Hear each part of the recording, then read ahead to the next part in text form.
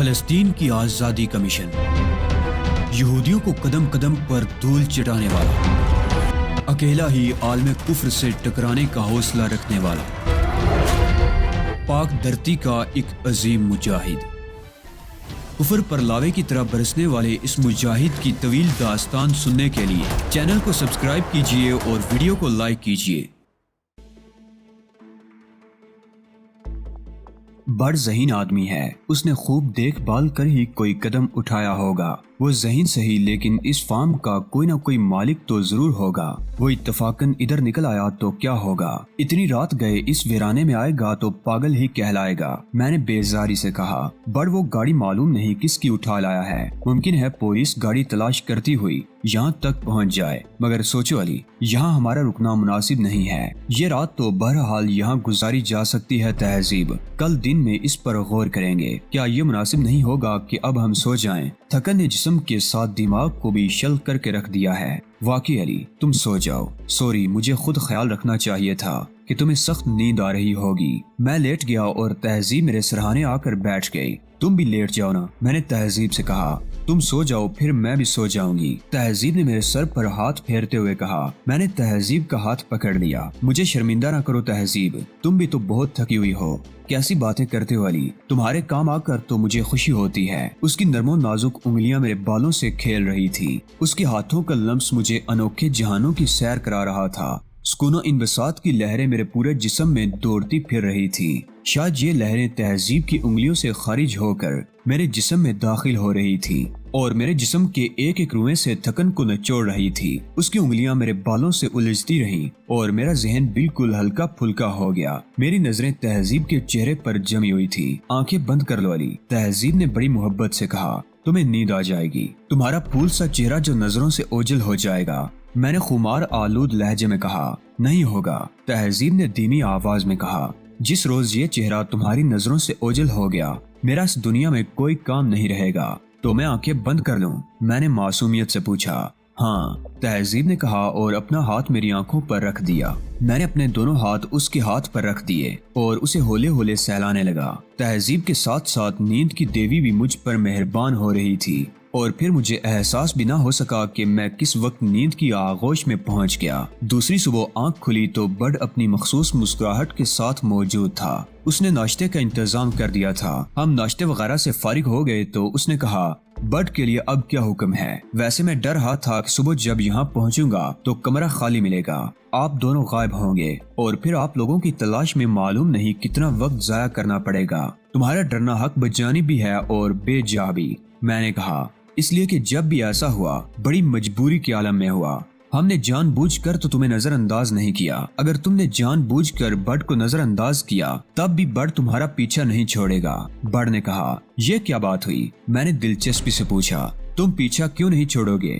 ارے اگر اس طرح پیچھا چھوٹ گیا تو پھر عشق ہی کیسا؟ بڑ نے چمک کر کہا، تم میڈم کو چاہتے ہو چیف، اور بڑ تمہیں۔ جس طرح تم ہر قسم کے حالات سے نبرد آزما ہونے کے بعد پھر میڈم کے پاس پہنچ جاتے ہو، اسی طرح بڑ بھی تمہیں تلاش کر ہی لیتا ہے۔ یہ تو دنیا میں ہوتا ہی ہے چیف، کوئی کسی کے چکر میں اور کوئی کسی کے چکر میں۔ اوہو، اب تم ہمیں شرمندہ ہی کیے جاؤ گے، تہذیب نے کہا۔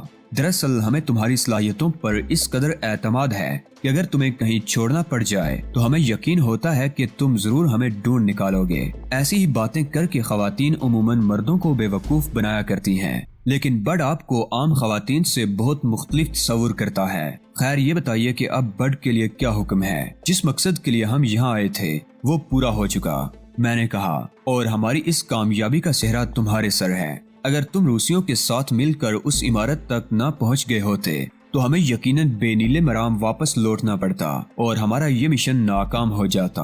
کیا تمہیں وہ سب کچھ حاصل ہو چکا ہے چیف، جس کے تم خواہشمند تھے؟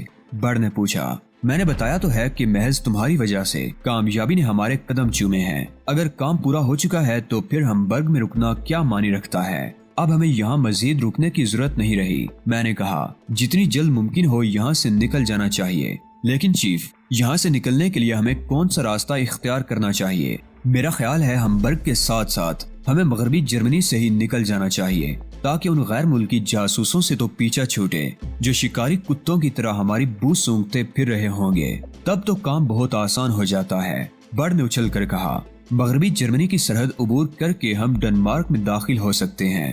ڈنمارک میں داخل ہونا اتنا آسان تو نہیں ہوگا، میں نے کہا۔ جنت کے علاوہ اور جہاں بھی جانا چاہو برڈ اس کا انتظام کر سکتا ہے چیف۔ اگر تم ڈنمارک میں داخلے کا بندوبست کر سکتے ہو تو فوری طور پر کام شروع کر دو۔ مجھے صرف 24 گھنٹے کی مہلت دے دو چیف۔ زیادہ سے زیادہ 24 گھنٹے میں سارے انتظامات مکمل کر کے واپس آ جاؤں گا، اور اگر اس دوران فارم ہاؤس کا مالک آ گیا تو، تہذیب نے کہا۔ بظاہر تو یہ فارم ہاؤس کسی کی ملکیت نظر نہیں آتا، لیکن اگر کوئی آ ہی جائے تو اسے سنبھال لینا چیف۔ 24 گھنٹے کے دوران میں کسی بھی وقت واپس آ جاؤں گا، تم اطمینان رکھو برڈ، میں نے کہا۔ اگر کسی کی شامت اسے یہاں کھینچ لائی تو ہم ان سٹین گنوں سے اس کا استقبال کریں گے۔ اطمینان ہی تو نہیں ہوتا، ہر وقت دھڑکا لگا رہتا ہے کہ اب واپس آؤں گا تو تم لوگ غائب ہو چکے ہوگے۔ بے فکر رہو، میں ہنس کر بولا۔ اس بار جب تم واپس آؤ گے تو ہمیں یہیں موجود پاؤ گے۔ پھر بھی اگر یہاں سے فرار ہونا ہی پڑ جائے تو میرے لیے کوئی ایسی علامت چھوڑ جانا جس کے ذریعے میں تمہارا سراغ لگا سکوں۔ اس کی کیا ضرورت ہے؟ تہذیب نے کہا۔ تم تو ویسے ہی ہمیں ڈھونڈ لیتے ہو۔ برڈ چلا گیا، لیکن جانے سے قبل وہ ہمارے لیے کھانے کا انتظام کرنا نہیں بھولا تھا۔ اس کی واپسی اگلے روز صبح کوئی 20 گھنٹے بعد ہوئی۔ احتیاطاً ہم نے وہ سارا وقت اندر ہی رہ کر گزارا تھا اور باہر نکلنے سے گریز کیا تھا۔ میں سارا انتظام کر آیا ہوں چیف، برڈ نے بتایا۔ ویسے تم لوگوں کو دیکھ کر بڑی حیرت ہو رہی ہے۔ حیران ہونے کی ضرورت نہیں، اب تم روانگی کی فکر کرو، میں نے کہا۔ ہم اسی وقت وہاں سے روانہ ہو گئے۔ بری سفر زیادہ طویل نہیں تھا اور برڈ کے تیار کرائے ہوئے کاغذات کی وجہ سے سرحد عبور کرنے میں کسی قسم کی رکاوٹ کا سامنا بھی نہیں کرنا پڑا۔ میں تمام راستے چوکنا رہا تھا، اس لیے کہ کئی ممالک کے سیکرٹ ایجنٹ میدان عمل میں تھے اور ان سے مڈبھیڑ خطرناک بھی ثابت ہو سکتی تھی، لیکن خوش قسمتی سے ہم کسی خطرے کا سامنا کیے بغیر سرحد عبور کر گئے۔ پہلا دن ہم نے اوڈینزے میں گزارا۔ چونکہ اب جاسوسوں کا خطرہ نہیں رہا تھا، اس لیے اعصاب پر کوئی دباؤ بھی نہیں تھا۔ ایک ہی دن کے آرام نے ہمارے اندر نئی روح پھونک دی اور ہم تازہ دم ہو کر کوپن ہیگن کے لیے روانہ ہو گئے۔ کوپن ہیگن پہنچ کر ہم ایک عمدہ سے ہوٹل میں مقیم ہو گئے۔ یہاں رکنے کی کیا ضرورت تھی؟ تہذیب نے اعتراض کیا۔ ہم براہ راست پیرس نکل چلتے۔ ہمارے پاس مہلک ترین ہتھیاروں کے فارمولے موجود ہیں، ہمیں ہر قدم سوچ سمجھ کر اٹھانا پڑے گا، میں نے کہا۔ اس میں سوچنے سمجھنے کی کیا بات ہے؟ تہذیب حیرت سے بولی۔ دنیا کے بہترین جاسوس اس وقت جرمنی میں جک مار رہے ہوں گے، اب ہمیں کیا خطرہ ہے؟ کسی کو نہیں معلوم کہ ہمارے پاس اتنی قیمتی چیز موجود ہے۔ میں کچھ اور سوچ رہا ہوں۔ کیا؟ تہذیب نے پوچھا۔ ابھی نہیں، پہلے کوپن ہیگن کی سیر کر لیں، پھر بتاؤں گا۔ ہمیں یہ بھی تو ظاہر کرنا ہے کہ ہم سیاح ہیں، ذرا برابر خطرہ مول نہیں لیا جا سکتا، ہمیں بے حد محتاط رہنا ہوگا۔ تہذیب نے کوئی جرا نہیں کی اور ہم کوپن ہیگن کی سڑکوں پر نکل آئے۔ کوپن ہیگن کی تاریخ صدیوں پرانی ہے۔ سن 1167 میں ایک پادری نے اس شہر کا سنگ بنیاد رکھا تھا۔ اس پادری نے، جس کا مجسمہ اب ٹاؤن ہال کے سامنے استادہ ہے، یہاں ایک قلعہ تعمیر کیا تھا۔ اس وقت کی چھوٹی سی بندرگاہ جلد ہی ایک تجارتی مرکز کی صورت اختیار کر گئی اور کوپن ہیون یعنی تاجروں کی بندرگاہ کہلائی۔ سینٹرل اسٹیشن کے ساتھ ہی کوپن ہیگن کا صدیوں پرانا تفریحی پارک توالی ہے، جو 20 ایکڑ سے زائد رقبے پر پھیلا ہوا ہے۔ اس پارک میں ہمیشہ میلے کا سا سما رہتا ہے۔ رنگین پھولوں کے تختے، چھوٹی چھوٹی جھیلیں، ابلتے ہوئے فوارے اور رنگ برنگی مصنوعی روشنیاں شہر کی دلچسپی کا مرکز ہیں۔ ہم بہت دیر تک کوپن ہیگن کے کوچائے بازار کی سیر کرتے رہے اور پھر ایک ہوٹل میں دوپہر کا کھانا کھایا، جہاں ہم اقسام کے کھانے میسر تھے۔ کھانے سے فارغ ہو کر ہم ٹاؤن ہال کے پہلو سے گزرتی ہوئی سڑک سٹیرو گیٹ پر آ گئے، جو اس شہر میں خرید و فروخت کا سب سے بڑا مرکز تھی۔ بڑی بڑی دکانیں اور ڈپارٹمنٹل سٹور انواع اقسام کی اشیاء سے بھرے پڑے تھے، جہاں ہر شے دستیاب تھی۔ ہمیں ان دکانوں سے خریداری کرنا تھی اور یہ میرے منصوبے کا دشوار ترین حصہ تھا۔ مجھے جو چیزیں خریدنا تھی وہ کسی کو ہماری طرف سے مشکوک بھی کر سکتی تھی۔ ہم نے بہت احتیاط سے خریداری کی۔ اس خریداری میں 2 گھنٹے سے زیادہ لگ گئے۔ اگرچہ ہم ایک ہی جگہ سے ساری اشیاء خرید سکتے تھے، لیکن ہم نے ایسا نہیں کیا اور ساری چیزیں الگ الگ دکانوں سے خریدی تاکہ ہمارے بارے میں کوئی کسی قسم کی رائے نہ قائم کر سکے۔ تمام چیزیں خریدنے کے بعد ہم ہوٹل کی طرف واپس چل پڑے۔ اب کوپن ہیگن کی رونقیں ہمارے لیے اپنی کشش کھو بیٹھی تھی، اس لیے کہ اب ہمیں کام کرنا تھا۔ ہوٹل کے کمرے میں واپس پہنچ کر تہذیب نے مجھ سے کہا، تم نے مجھے کچھ نہیں بتایا علی، لیکن اب میری سمجھ میں آنے لگا ہے کہ تم کیا کرنا چاہتے ہو۔ مجھے معلوم تھا کہ تم خود ہی اندازہ لگا لو گی، اس لیے میں نے تمہیں کچھ نہیں بتایا تھا۔ تم شاید یہ فارمولے اوشیل میکائل کے حوالے کرنے سے گریز کرنا چاہتے ہو۔ وہ یہودی ہے اور میں دنیا کے کسی یہودی پر اعتماد نہیں کر سکتا۔ گویا تمہارا مقصد یہ ہے کہ یہ فارمولے اوشیل میکائل کو نہ دیے جائیں؟ تہذیب نے پوچھا۔ اس سلسلے میں میں کوئی حتمی بات نہیں کہوں گا، لیکن ہم اصل فارمولے بہرحال اس کے حوالے نہیں کریں گے۔ سوچ لو علی، معاملہ بہت خطیر رقم کا ہے۔ مطمئن ہوئے بغیر وہ ہمیں بقیہ رقم ادا نہیں کرے گا۔ رقم ادا کرنے کا پابند تو وہ صرف اسی صورت میں ہے جب ہم ڈی فوسٹر کو بھی اس کے حوالے کریں، اور وہ مر چکا ہے۔ تمہارے لہجے سے اندازہ ہوتا ہے کہ تم اس سلسلے میں بہت فکر مند ہو۔ تہذیب نے کہا، میں فکر مند نہیں ہوں، تشویش میں مبتلا ہوں۔ اس یہودی سے بقیہ رقم نکلوانا بہت ضروری ہے۔ تشویش میں مبتلا ہونے کی قطعی ضرورت نہیں ہے۔ ہم ایسا بندوبست کریں گے کہ اوشیل میکائل ہمیں بقیہ رقم ادا کرنے سے انکار نہیں کر سکے گا۔ تہذیب نے کہا، کیسا بندوبست؟ میں چونک پڑا۔ تہذیب اگر یہ بات کہہ رہی تھی تو یقیناً اس کے ذہن میں کوئی معقول طریقہ موجود رہا ہوگا۔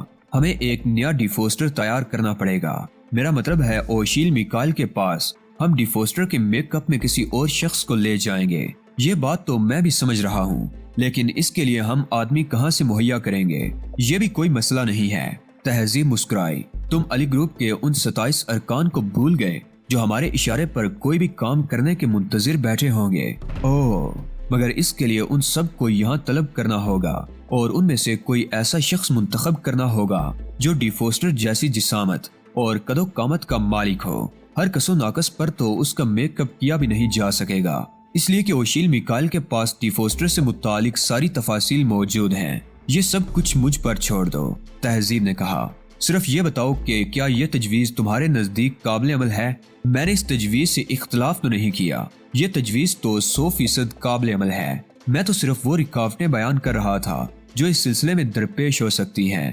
بس تو یہ بات طے پا گئی۔ اب اس سلسلے میں باقی کام میں کر لوں گی۔ تم اس طرف سے بے فکر ہو جاؤ اور یہ بتاؤ کہ تم نے مائکرو پروجیکٹر اور مائکرو کیمرہ کس لیے خریدا ہے؟ ڈی فوسٹر کی طرح اوشیل میکائل کی خدمت میں فارمولے بھی نقلی ہی پیش کیے جائیں گے، میں نے بائیں آنکھ دبا کر کہا۔ اوہو، تہذیب اچھل پڑی۔ لیکن یہ بہت مشکل کام ہوگا علی، ناممکن تو نہیں ہے نا؟ سوال یہ ہے کہ نقلی فارمولے ہم مہیا کہاں سے کریں گے؟ تہذیب نے پوچھا۔ یہ کام تم کرو گی اور میں تمہاری مدد کروں گا، میں نے پرسکون لہجے میں کہا۔ میں؟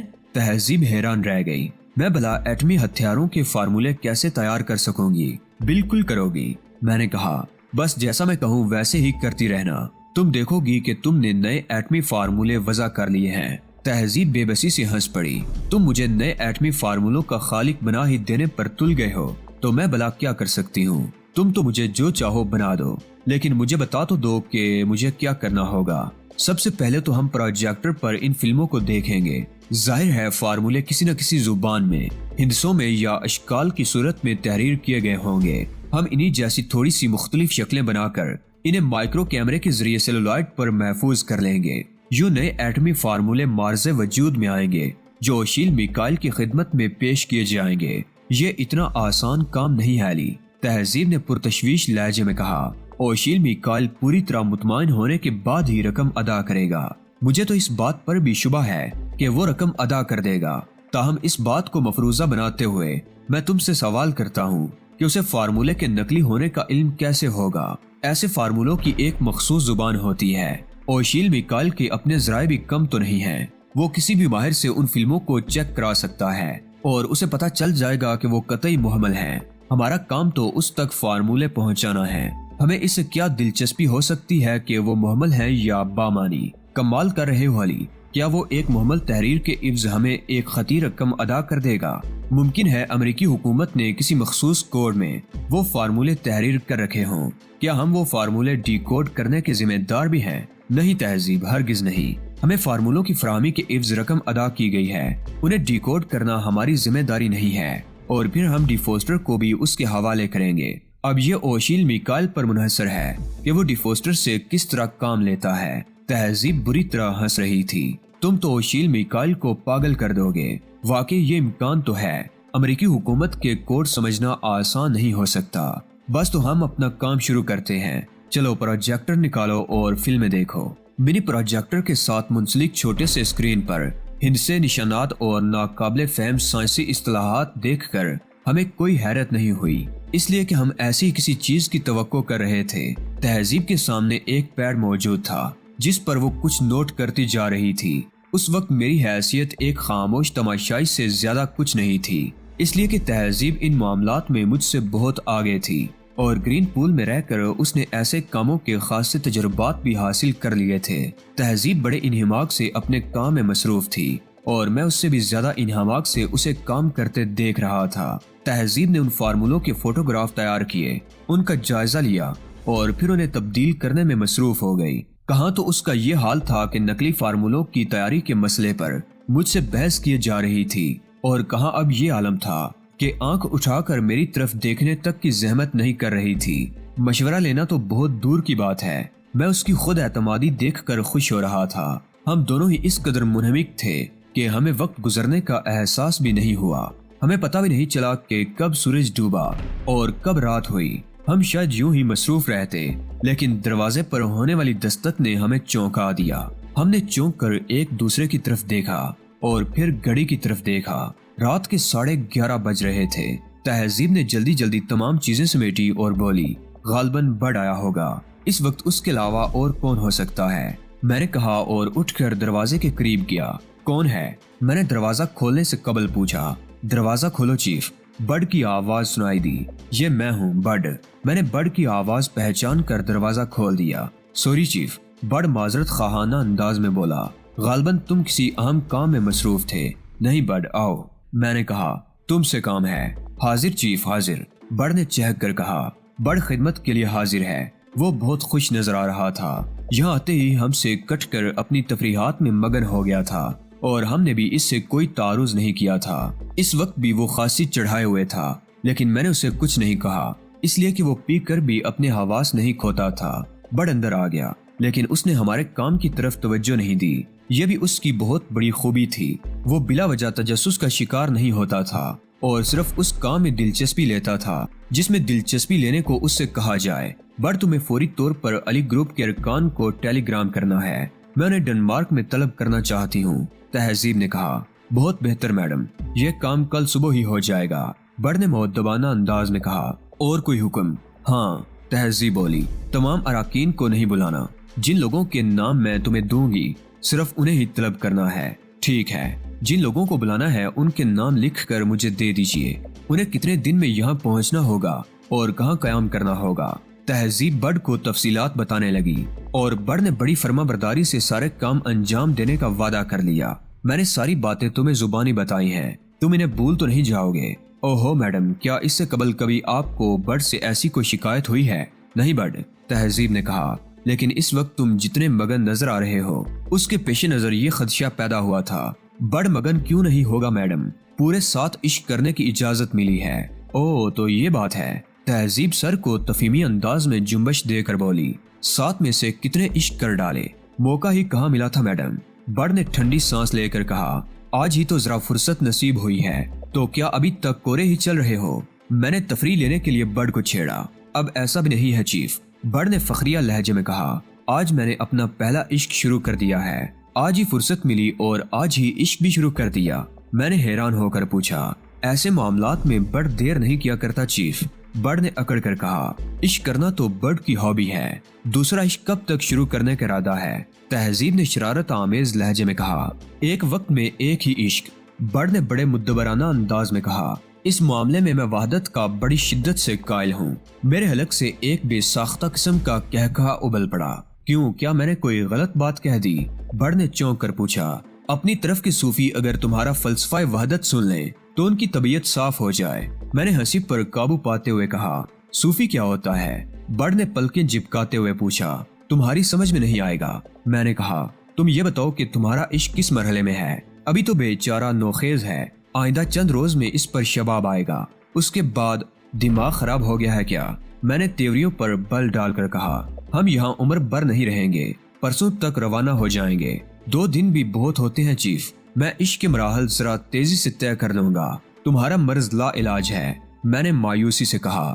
بہتر یہ ہوگا کہ اب تم جا کر آرام کرو۔ کیا تمہیں نیند نہیں آ رہی؟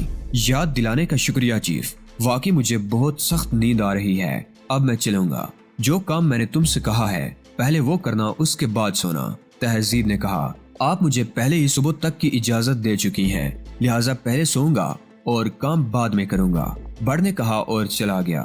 بہت اعلیٰ درجے کا سور ہے، تہذیب نے اس کے جانے کے بعد کہا۔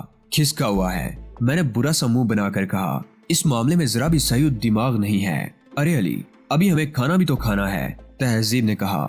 آپ نے یاد دلایا تو مجھے یاد آیا، ورنہ میں تو بھول ہی چکا تھا۔ کھانے کے بعد ہم دوبارہ اپنے کام میں مصروف ہو گئے اور 3:30 بجے تک مصروف رہے، لیکن کام آدھا بھی نہیں ہوا تھا۔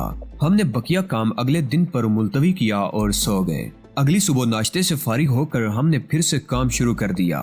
تمام دن کام میں مصروف رہنے کے بعد رات 8 بجے کے قریب کہیں جا کر کام ختم ہوا۔ ہم ایسی 6 عدد نقلی فلمیں تیار کرنے میں کامیاب ہو گئے تھے جن میں جعلی فارمولے تھے۔ مبارک ہو تہذیب، میں نے فلمیں دیکھتے ہوئے کہا۔ تم ایٹمی ہتھیاروں کے جعلی فارمولے تیار کرنے والی خاتون اول ہو گئی۔ مذاق مت کرو علی، ان فلموں کے بارے میں اپنی صحیح رائے سے آگاہ کرو۔ تم خود بھی فیصلہ کر سکتی ہو کہ تم نے کتنی مہارت سے ان فارمولوں کو تبدیل کیا ہے۔ میں دیکھ رہی ہوں علی، لیکن تمہاری مدد کے بغیر میں کچھ بھی نہیں کر سکتی تھی۔ اتنا زبردست بے وقوف تو کوئی کسی کو نہیں بنا سکتا۔ ارے میں نے کیا ہی کیا ہے، کسی چیز میں انگلی تک تو لگائی نہیں۔ میں سچ کہہ رہی ہوں علی، تم نے فرمائش کی تھی نا، اس لیے میں یہ کام کر گزری، ورنہ یہ پیچیدہ کام میرے بس کا نہیں تھا۔ تمہاری فرمائش ٹالنا بھی تو میرے بس میں نہیں ہے۔ ہم دونوں کا ایک دوسرے پر اتنا ہی حق ہے تہذیب، میں بھی تو تمہاری کوئی فرمائش نہیں ٹال سکتا۔ ہم نے ہر زاویے سے اپنے تیار کردہ فارمولوں کا جائزہ لیا، وہ ہر طرح سے مکمل تھے۔ ان کی طرف سے مطمئن ہو کر ہم نے جعلی فارمولوں کی مائکرو فلمیں ڈی فوسٹر کے مصنوعی دانتوں میں محفوظ کر دی اور اصل فارمولوں کی فلمیں ایک چھوٹے سے پیکٹ میں محفوظ کر لی۔ اب ہمیں ان فارمولوں کی حفاظت کرنا پڑے گی، میں نے تہذیب سے کہا۔ گویا ہمارا کام دگنا ہو گیا۔ جعلی فارمولے تو ڈی فوسٹر کے مصنوعی دانتوں میں محفوظ ہیں، لیکن اصلی فارمولوں کا کیا کرو گے؟ میرا خیال ہے کہ یہ پیکٹ میں اپنے جوتوں کی ایڑی میں محفوظ کر لوں۔ خیال تو بہت عمدہ ہے، لیکن اس کے لیے خاص طور پر جوتا تیار کرانا پڑے گا، اور یہاں کوپن ہیگن میں ایسا موچی کہاں ملے گا جس پر ہم مکمل طور پر اعتماد کر سکیں۔ میں ایک ایسے شخص سے واقف ہوں جو اس وقت کوپن ہیگن میں موجود ہے، اگرچہ وہ اناڑی ہے، لیکن ہم پورے اعتماد سے اس سے یہ کام لے سکتے ہیں۔ کوپن ہیگن میں تمہارا کوئی واقف کار کہاں سے نکل آیا؟ تہذیب نے حیرت سے پوچھا۔ یہ کام میں خود کروں گا، میں نے سنجیدگی سے کہا۔ کیا مجھ سے زیادہ قابل اعتماد کوئی اور ہو سکتا ہے؟ تم؟ تہذیب حیران رہ گئی۔ تم بھلا یہ کام کیسے کر سکو گے؟ کوئی کام مشکل نہیں ہوتا، بس مجھے اوزاروں کی ضرورت پڑے گی اور وہ بازار سے بآسانی دستیاب ہو جائیں گے۔ اگلے روز صبح ہی میں تہذیب کے ساتھ نکل کھڑا ہوا اور دوپہر سے قبل ہی ہم بازار سے ضروری سامان خرید کر ہوٹل اپنے کمرے میں واپس پہنچ چکے تھے۔ دوپہر کا کھانا کھانے کے بعد میں نے کمرے کا دروازہ اندر سے بند کیا اور اپنے دائیں پیر کا جوتا سنبھال لیا۔ مبارک ہو علی، تہذیب نے مجھے چھیڑا، اب تم موچی بھی ہو گئے۔ ہاں، روزگار کی پریشانی نہیں رہے گی، میں نے مسکرا کر کہا۔ فلسطین آزاد ہو جائے تو ہم دونوں شادی کر کے پاکستان میں مستقل رہائش اختیار کر لیں گے۔ میں یہی پیشہ اختیار کر لوں گا اور لوگ تمہیں موچی کی بیوی کہا کریں گے۔ کیا یہ بےہودگی ہے؟ تہذیب جھیپ گئی۔ بےہودگی؟ میں نے متخیرانہ انداز میں کہا۔ کیا چیز بےہودگی ہے؟ شادی کرانا یا موچی کی بیوی کہلانا؟ اچھا تم کام کرو، مذاق پھر کسی وقت کے لیے اٹھا رکھو۔ چونکہ میں پہلی بار اس قسم کا کام کر رہا تھا، اس لیے مجھے دقت تو بہت ہو رہی تھی، لیکن کسی نہ کسی طرح میں نے کام مکمل کر ہی لیا۔ اصل فارمولوں کا چھوٹا سا پیکٹ جوتے کی ایڑی میں رکھ کر میں نے ایڑی دوبارہ فٹ کر دی اور تنقیدی نظروں سے اپنے کام کا جائزہ لینے لگا۔ کیا خیال ہے تہذیب؟ میں نے تہذیب سے پوچھا۔ کام اطمینان بخش ہوا یا نہیں؟ تہذیب نے جوتا ہاتھ میں لیا اور اسے الٹ پلٹ کر دیکھنے لگی۔ کام تو تم نے بہت محنت سے کیا ہے، لیکن تسلی بخش نہیں ہے۔ میں نے اس کا جملہ پورا کر دیا۔ ہاں، تہذیب بولی، لیکن اگر یہ بات ذہن میں رکھی جائے کہ تم نے پہلی ہی بار میں، ہمیں تو صرف یہ دیکھنا ہے کہ کوئی اس جوتے کی طرف خواہ مخواہ تو متوجہ نہیں ہو جائے گا۔ میں نے جوتا اسے لے کر پہنتے ہوئے کہا۔ نہیں، تہذیب نے میرے دائیں پیر کو بغور دیکھتے ہوئے نفی میں سر ہلایا۔ اتنے فاصلے سے بغور دیکھنے پر بھی کوئی فرق محسوس نہیں ہوتا۔ بس تو اس کا مطلب یہ ہوا کہ میں نے کامیابی سے اپنا کام کر لیا ہے۔ ہمارا مقصد تو صرف یہی ہے کہ فارمولوں کی فلمیں دوسروں کی نگاہ میں آنے سے بچی رہیں۔